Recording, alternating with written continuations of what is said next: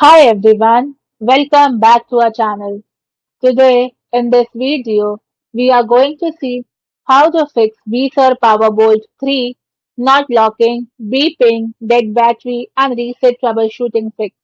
To quickly fix your Weiser Powerbolt 3, first check the door alignment and loosen the mounting bolts slightly if the dead bolt binds.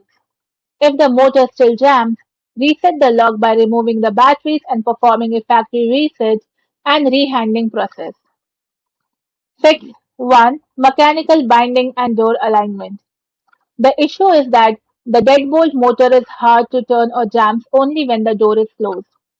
The fix is to simply deadbolt might be misaligned with the strike plate in your door frame, so loosen the interior mounting screws slightly to stop mechanical binding and make sure the hole for the strike plate is at least 1 inch deep.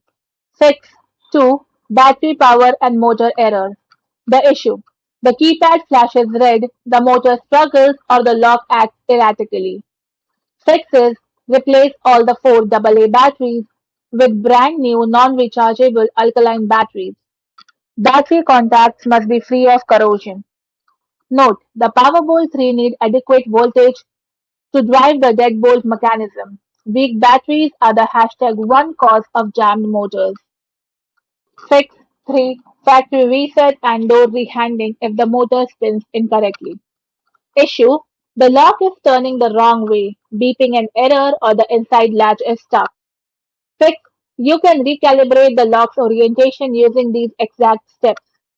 First, remove the interior cover, then remove the battery pack, and press and hold the reset button located on the inside of the lock base while inserting the battery pack, and hold the button until you hear a beep and the red LED flashes. Then wait for the deadbolt to extend and retract on its own to learn your door's handing, locked unlocked directions. Thanks for watching, and for more such informative videos, do like, share and subscribe to our channel.